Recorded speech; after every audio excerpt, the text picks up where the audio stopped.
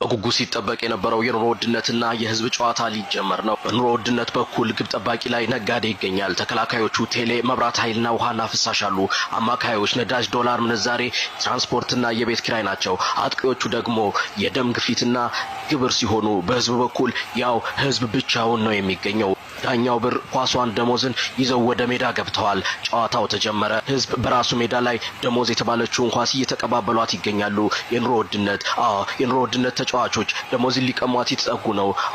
የመሃል ተጫዋቹ ትራንስፖርት ጨዋታው ከመጀመሩ ከህዝብ ላይ ደሞዝን ቀምቶ ለነዳጅ አቀበለ።